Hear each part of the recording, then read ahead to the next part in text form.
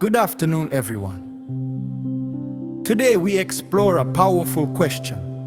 Where did the Jamaica Maroons come from? The story of the Maroons is not just Jamaican history.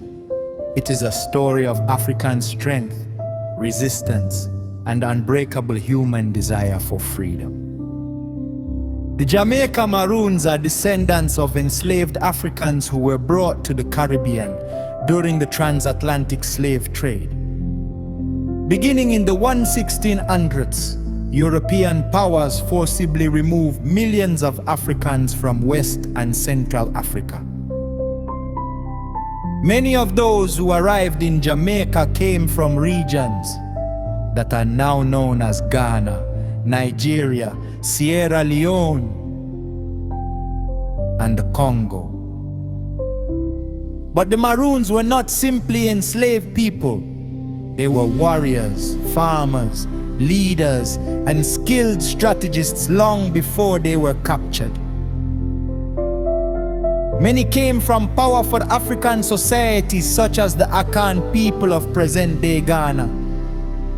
In fact, one of the most famous Maroon leaders, Queen Nanny, is believed to have been of Akan heritage. The Akan were known for their military organization and spiritual traditions, skills that later helped the Maroons survive. When the Spanish first colonized Jamaica in the 1500s, enslaved Africans began escaping into the island's mountains and dense forests. When the British captured Jamaica from Spain in 1655, even more Africans fled plantations to seek freedom. These escaped Africans formed independent communities in remote, difficult-to-reach areas such as the Blue Mountains and Cockpit Country. These communities became known as Maroons. The word maroon comes from the Spanish word cimarron, meaning wild or untamed. However, the Maroons were not wild. They were organized, disciplined, and determined to remain free. Life in the mountains was not easy. The Maroons had to build their own settlements, grow their own food, and defend themselves constantly from British attacks.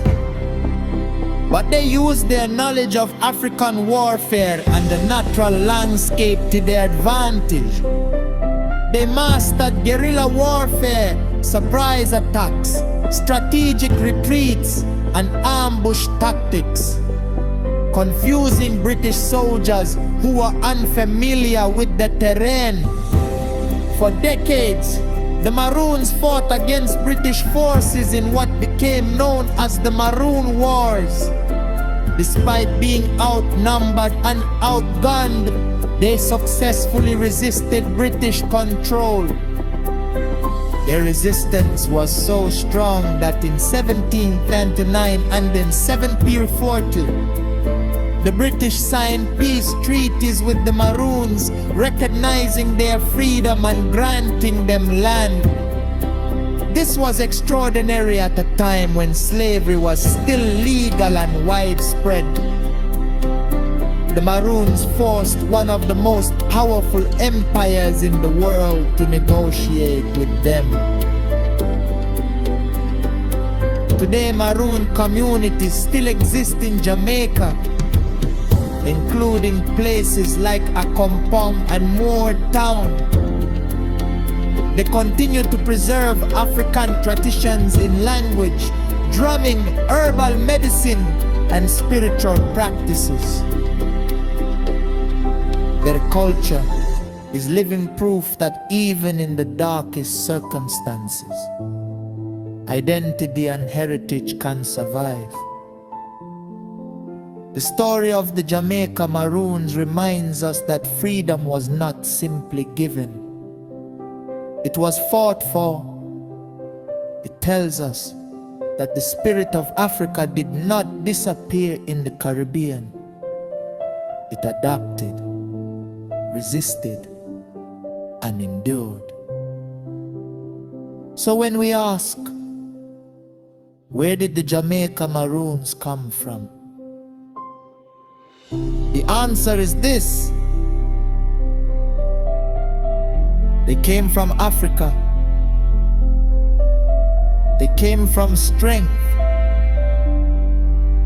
They came from resistance. And above all, they came born free.